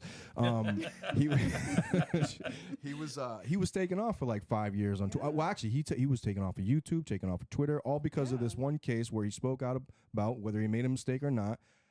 He has you have the right to make a mistake on a statement as long as you're not threatening and inciting violence, which they said that Trump was trying to do, or what Alex was trying to do. Unless he said, I'm inciting violence, then he was not inciting They violence. took peacefully and patriotically protest somewhere along the lines. I'm paraphrasing a little bit there. Peaceful protest, just like BLM did. Yeah. Well, I mean, BLM and Antifa did a little bit more than just peacefully protest. Well, it's a peaceful protest because we can change definitions It's not a now. fire behind Yes, it. Don't correct, worry correct. about it. What was her name? Was it Elizabeth Warner? Warren, From yeah. Massachusetts? Was it Warren? I think she was from Detroit. Oh, okay, so not Elizabeth Warren. I might. Oh, man, I'm getting names mixed. Well, if we're talking about Governor Wu In Massachusetts? in Massachusetts. Well, oh man, Oh, you're talking about the email or whatever. No, there No, was during a protest, and I want to say her first name was Elizabeth, and I think her last name was Warren or something like that, or Warner, but she was talking about, basically saying go out there and burn it all down. Like she was a politician. She's a I politician. know. No, think- it's not Chicago. Is it Detroit? I know who he's talking Yeah. about. I forgot her name. But a lot of these politicians were just okay. Kamala Harris, for instance, was okaying the fact that people are upset, and it's on one hand, I'm gonna kind of go down this whole really quickly if we can for a little bit. We got time. We still got time. got time. Okay. When BLM was first making itself known, I was neutral on it because I hadn't seen anything. I was in the position of or under the impression rather that there's some headway with also social injustice. I acknowledge that there's a heavy amount of social injustice. There's a heavy amount of police brutality and all that stuff. But I also realize that it's a minority case of a minority, if that makes sense. Meaning I could pull up cases, police brutality happens on all sides of the spectrum and all that stuff. But I saw the outroar and I saw the protests and I saw the conversations and I saw the actions and I was like, okay, I'm neutral on this. I can see where this is going. Well, not neutral on police brutality, but like I can see where the movement's going. And I supported it on that sense. But then when things started to get heated, Antifa also played a part in this too, and they also kind of conjoined each other. And Antifa was basically anti-fascist, but if you spoke out against certain things or said something that they didn't like, then they would try and burn you down or beat you down or whatever. Yeah. So they were actually doing the fascism. Yes, that's right. Maxine Waters. Yeah, thank you, Maxine Waters. I had the name wrong. Sorry, whoever Elizabeth Warren is. So BLM was doing that, and then things started to get more intense. You see Target's burnt down and Walmart's burnt down. I'm like, okay, well they have insurance, but still, that's people out of a job, and it's nonsense. It's nonsense to do that. Then I saw the precinct burnt down, and I kind of was like, okay, they're making a statement. And this was in Chicago, I think it was. Was it Chicago or Wisconsin? I can't remember. I think it was Chicago. Because the police that were in there, I think, got found out that they were just hanging out or whatever. So I saw that, and I was like, okay, it's a federal building. Or a state building, rather. It's not someone's home. It's not someone's business. I'm not okaying the fact that this happened, but I'm understanding why it's happening. And then local businesses, a lot of them local black businesses were being burnt down. You know what I'm saying? A lot of them being burnt down, whatever, vandalized, cars, neighborhoods, shit like that. And I'm like, but it's all types of people doing this. It's not just when you say BLM, you're just saying just black people were doing it. No, it was white people, Spanish people, black people. You know what I'm saying? They were all together doing this thing. They were part of the movement. Also funded by George Soros. Yep. Yes. They were part of a movement that they genuinely felt was going to help the community, which turned around and used them. Yes, absolutely, 100%. Super Because even exploited. the COINTELPRO. Yeah, so like even the one in Rhode Island. People should not forget about that.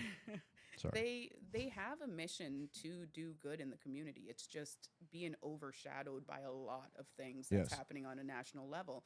And I keep emphasizing the fact that Rhode Island is so different from every other state.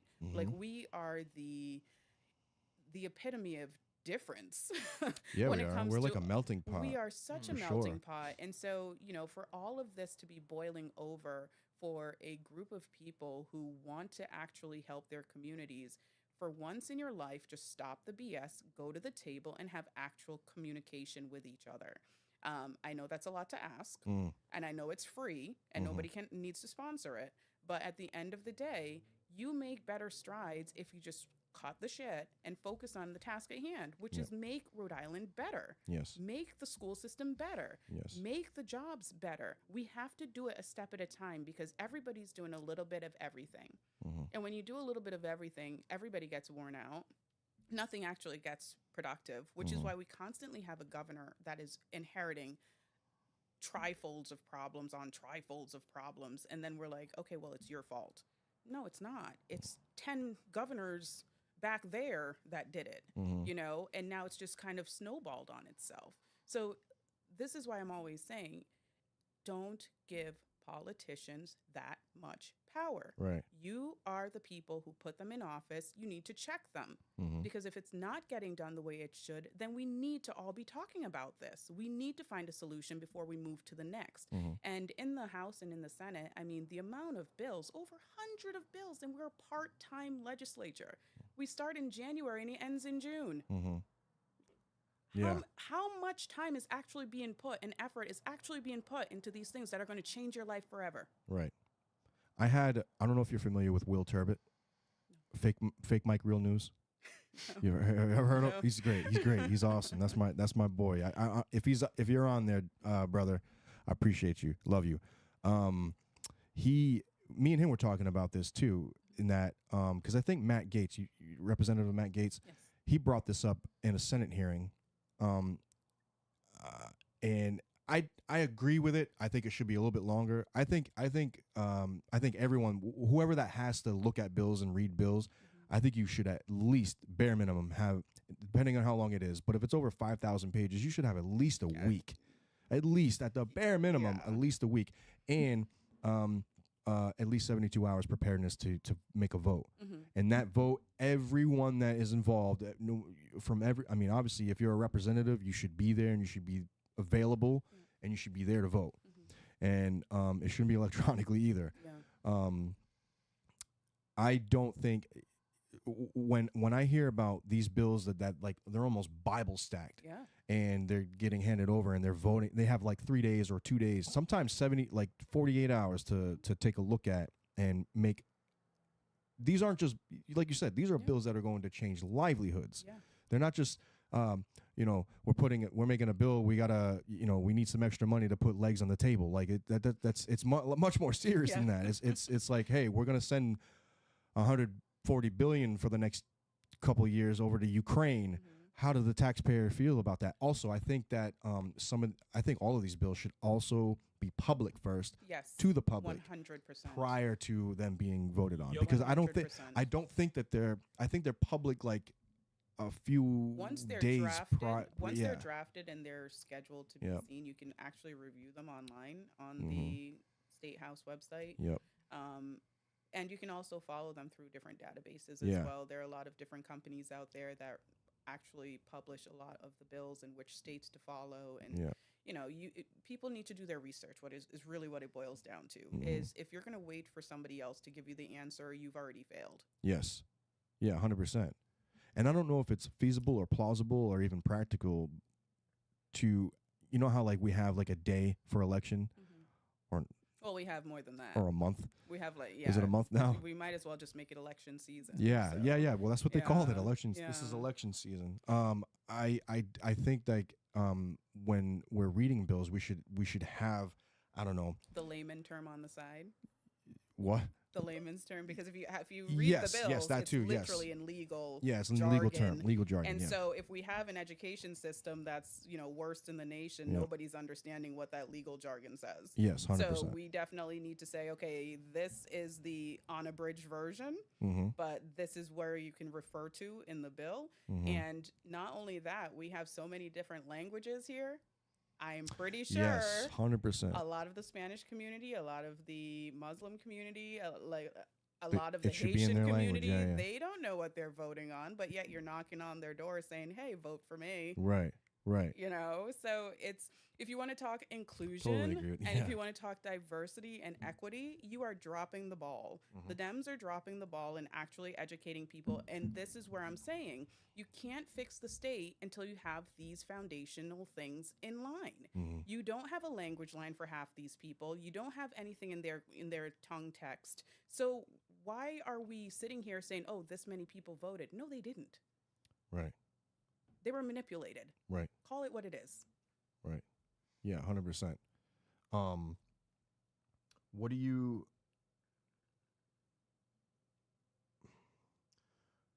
I had a so I had some of the some people post questions prior to the event coming up. I had one that came in. Sure. Shout out to Dylan St. Louis. I appreciate you, brother. You always support. He just asked, I don't know if this would be an area of district 1, but I'm just going to ask it just to get your opinion on it or your position. But he asked, what do you think of constitutional sheriffs and the Second Amendment sanctuaries? What was the first part of that question? What do you think of constitutional sheriffs? So sheriffs they're like county they're the police, but they're separate from County the city. specific. We elect them. Yeah. Yes, yeah. people Yeah, I elect like them. that idea. Yeah, I love it. I do like that idea, And and I don't think Rhode Island has. we don't. We don't. But I also like the Second Amendment sanctuary. Yep.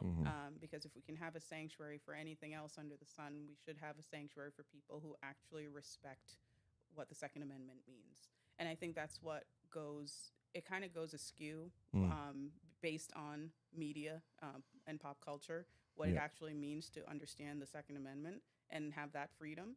And so I do agree with things like that. I think that everybody needs to be protected as well as the next person. And right now, the Second Amendment is under attack by a lot of people. I'm not someone who was raised with any kind of weapon in the house or anything like that, but I made it a priority to learn and see what it's all about. You know what I mean? So it's like, I can't sit here and judge someone when I myself don't know anything about it. Right. And the more you know about it, the more you read about it, you can get it from all different platforms and you can see all sides of the argument, but yet you're still trying to take someone's right away. Yeah. That was in the original Constitution. Come on now. Yep. It's in the Rhode Island Constitution And it's as in the well. Rhode Island Constitution. Recently this year, Rhode Island, and I'm pretty sure Dan McKee signed off on this too because he could have vetoed it. The capacity, the magazine capacity from 30 rounds to 10 rounds is now in effect in Rhode Island. So you had 180 days to turn in all your 30 round magazines. Shout outs to all the gunners out there. Just letting you know again, you had 180 days. They fell into the lake somewhere during a boating accident. I get it. But they gave people 180 days and then made you a felon after that. Yep. Basically, pretty much overnight. Yep. So that's where we are in Rhode Island as far as that goes, as far as Second Amendment goes. Our kids are under attack. The parents are under attack. Our politics are under attack. The house itself, like the state house itself, has been under attack for a long time. In fact, figuratively speaking, it's up in flames. Yeah. And it's burning. And some of us need to, figuratively speaking, become firefighters and put that damn fire out. You know what I'm saying? So, I don't know. I think I'm optimistic on us being able to turn that around locally and other states can do the same thing, and other states have been doing it. Yes. I mean, Florida's a good example, perfect example. New Hampshire's a perfect example in the New England area. Maine, you got an awkward governor out there. They teeter. Yeah, they teeter. New Hampshire does too a little bit, but they're a little bit more but they're also able to check themselves, and I think that's what's completely missing in Rhode Island is that you might have someone 1 year or for one session that is like, let's just kind of do this as the opposite. We need Massachusetts to stop influencing on over here. I don't think Massachusetts influences us. You don't think so? I think it's kind of like the redheaded child sitting in the corner trying to just be the best thing, but just taking things from everywhere else, because Rhode Island consistently compares itself to Massachusetts, but doesn't actually do it on paper. Okay. We do it talking about it. We say we're gonna outshine Massachusetts. Okay, well, did you sit down with their schools and say, okay, how do you do this? You have the plans, yes, and then you try to tweak it. Why would you try to tweak it if it's working? Right. Why would you try to do something different if it's working? Right. You see what I mean? And then they talk about, well, Connecticut this, and everybody just kind of makes fun of Connecticut, but Connecticut's not really having many problems, though. Right. Like, you know what I mean? I know they have their problems, but not like Rhode Island does. That's yes, 100%. Rhode Island's full of potholes that need to be fixed. That's not going. The money's not going to the right places. It's not. And that's a very oversimplified example right there. You know what I'm saying? Like our infrastructure sucks, but our school systems suck also. And I'm not saying this as an entirely negative way. We don't have to. We don't have to be this way. Yeah. But for whatever reason we are. All of it has to do like with corruption. I mean, there's so many names in that damn state house that could be listed and said that have overturned so many things or redirected so many things that didn't have to. Yeah. I want to go, if we still have time, because you were actually teaching you were actually informing me about this new OSHA rule Oh, okay. So, that has, because I kind of want to circle back to the Okay. the medical field and all that stuff sure. and how So- that. So I think what some people don't know is Mhm. that with OSHA, which is like the regulating body that tells pretty much any major company how to run safely and effectively and protect employee rights and the employees themselves. I think what people don't realize is that they can actually email OSHA and ask Oh. questions. Huh. Interesting. So one of the things that I came across after they've published their annual report, they do publish different topics and different questions that came in and how they answered it and such.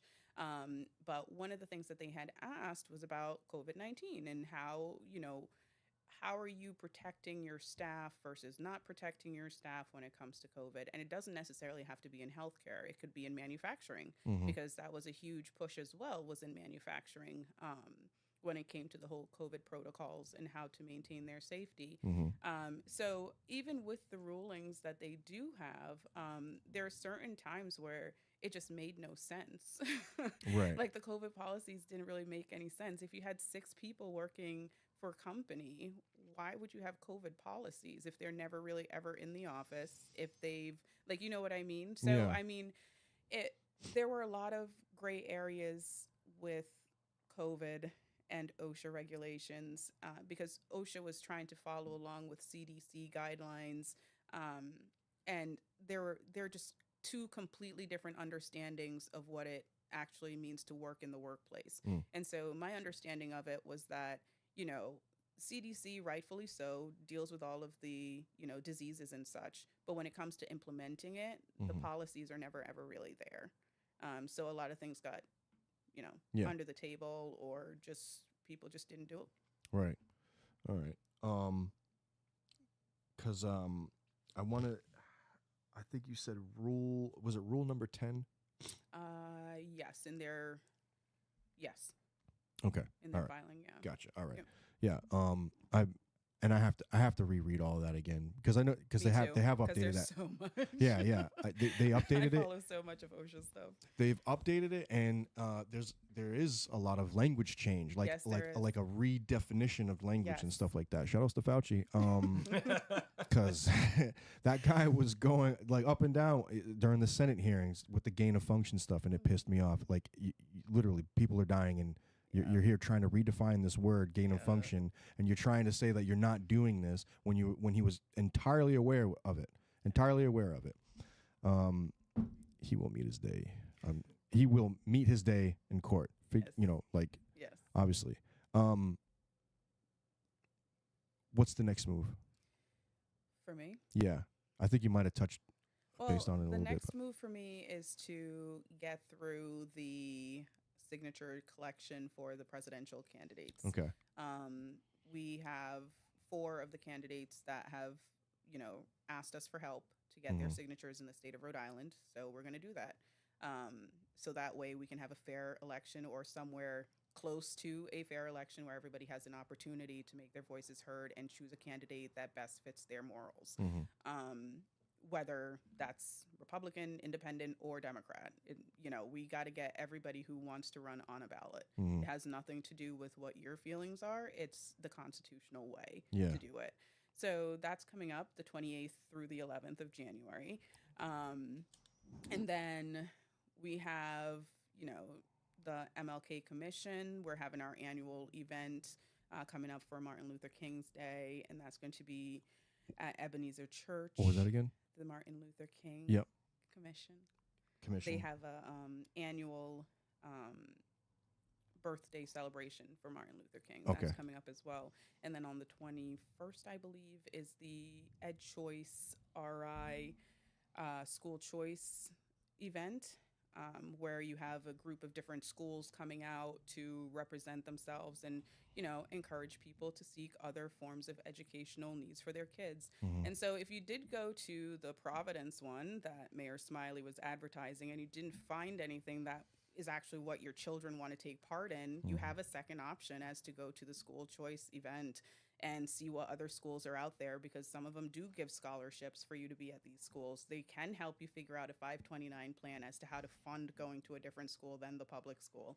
We encourage all schools, including the public schools, to come to an event like this, because then you're showing that, you know, in comparison, your school as a public school might be better at technology than even a charter school or even a private school. And that's where you get your ability to shine. But they won't ever come to the school choice events, because that's showing that there's something else out there.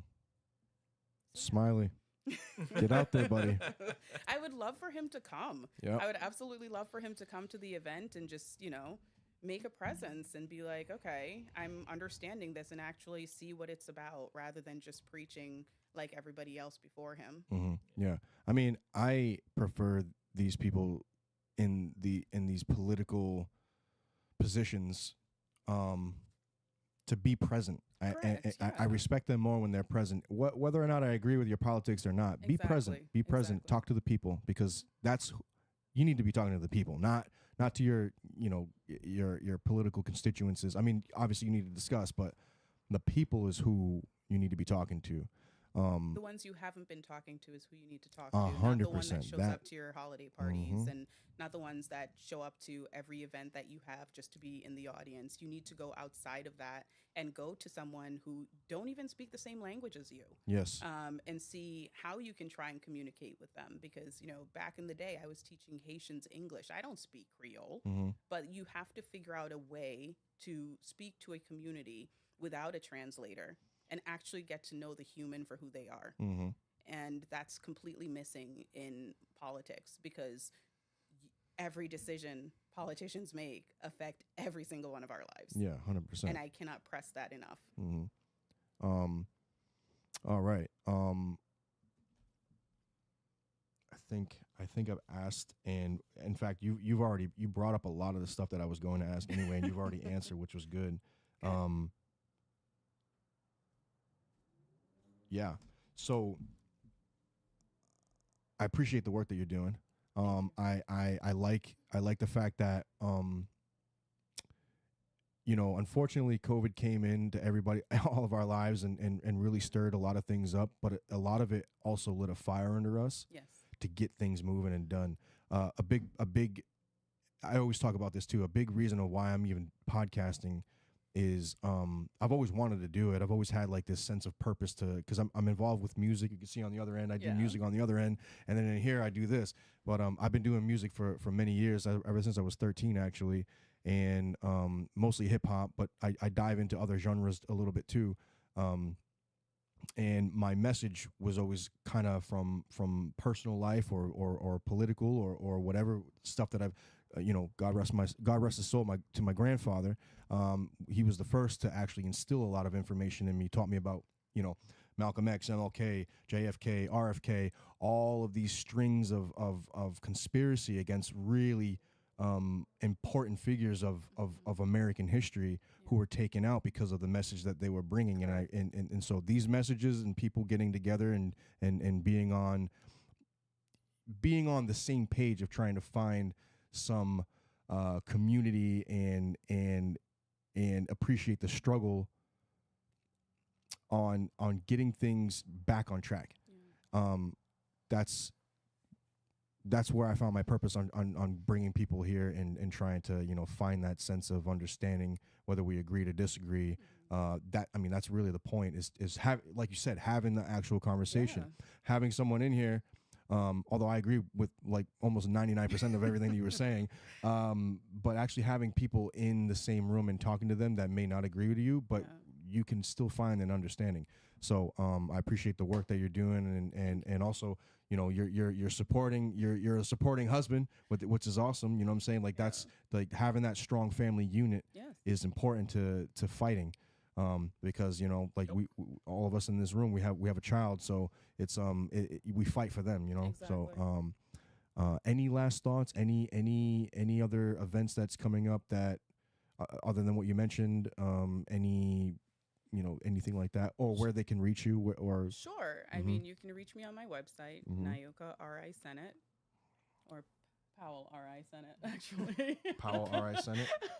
Sure. Powell RI Senate. Oh my gosh. Powell It's been RI a day. Senate. PowellRISenate.com. And my team usually reaches out, and I'm phone call away. I mean, we were able to communicate via Facebook, Yep. On my Niyoka Powell Facebook page as well. I'm very reachable, very approachable. And like I said, when it comes to politics, we really need to take part in the politics of our communities, which means getting involved in your community city committees. Whether you're Republican or Democrat, there's one in your city. And if there's not one in your city, reach out to their state central office and start one, because an understanding of how all of this works shouldn't just be a niche for someone who has time to learn about it, but rather you need to make it a part of your life to learn about it, because these are how we end up in all of these situations where we feel like we're hopeless. I mean, this is supposed to be the state of hope, right? Right. But it just seems like everybody around us is like done with it. They're like, well, this is hopeless. Right. Well, no, it's not. Get involved. Stop blaming the people who are running the state because you're not doing your part. Right. No, yeah. So get involved in your city committee. Providence has a city committee, a Republican city committee, and a Democrat city committee. Warwick, same thing. Like all of your cities in town, 38, 39 cities and towns, they all have one. So either start one if you think they don't have one, or reach out to their central offices and start one and get involved. Yes. I think everyone should just keep having those conversations, getting involved, reaching out to the people that are, taking the step forward and getting themselves involved, understand their politics, understand where they're coming from, mesh ideas together. And, we have to find some common ground and understanding here in this state, because otherwise, I mean, we're just going to, you can keep complaining. We're beating the dead horse. We're just going to keep, exactly, beating the dead horse. Yeah. Well, Niyoka, I appreciate you. Armando. That's all good. Armando. I appreciate you coming in and having this conversation with me and being a part of the Tru Perspective. And any help that I can do, I will surely do my best. But I appreciate you for coming on. I love you for doing what you're doing. Thank you. Thank you for having us. Thank you for having us. Yes, thank you. And everyone out there, I appreciate y'all for tuning in. Like, share, subscribe on Spotify, Apple, iHeartRadio, YouTube, and Rumble. This will go up on Spotify in the next day or so. But make sure that you like on Rumble. Go to Rumble. You have to go to Rumble, because Rumble won't take any of this down. Facebook might. YouTube definitely will. TikTok, you're still there. I appreciate y'all. You didn't take me down yet. Last time I was in here, I was talking about Biden, and then it took it down. Oh, wow. And then shout outs to Freedom Man for that one. But yeah. But yeah, I appreciate you, and I appreciate everybody for tuning in once again. I love y'all. Thank you. All right.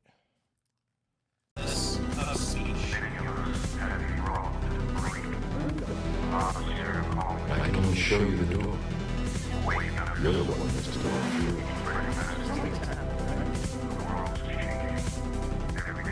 Civilization is weird.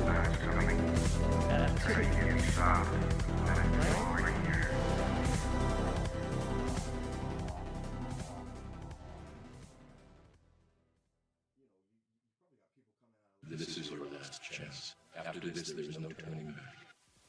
You take the blue pill. The story ends. You wake up in your bed and believe whatever you want to. You take the red pill. You stay in Wonderland. And I show you how deep the rabbit hole goes. This is a struggle for the survival.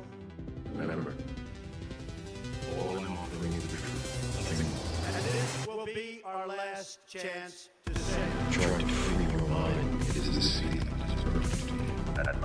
No judge in U.S. history has ever told somebody what they can and can't say. The whole purpose of the First Amendment is to keep the government the hell out of the business of speech.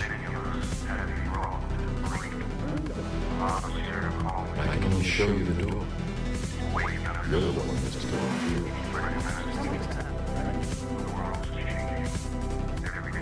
Civilization is weird.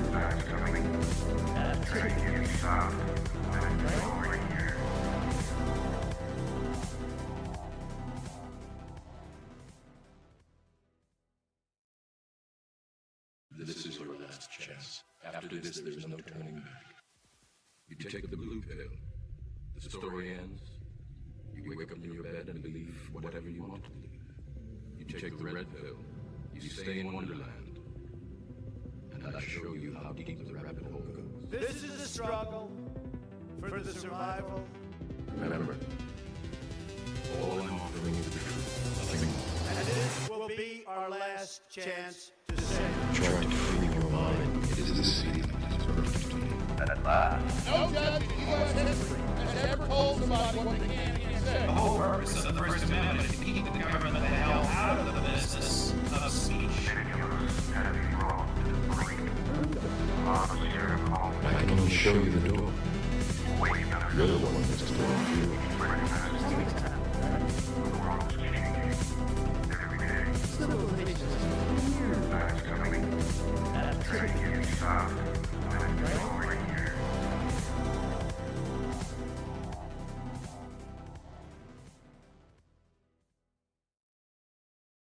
This is your last chance. After this, there's no turning back. You take the blue pill. The story ends. You wake up in your bed and believe whatever you want to believe. You take the red pill. You stay in Wonderland. And I show you how deep the rabbit hole goes. This is a struggle for the survival. Remember, all I'm offering is the truth, nothing more. And this will be our last chance to say. Try to free your mind. It is this city that is birthed to you. At last. No judge in U.S. history has ever told somebody what they can and can't say. The whole purpose of the First Amendment is to keep the government the hell out of the business of speech. I can only show you the door. You're the one that's to walk through.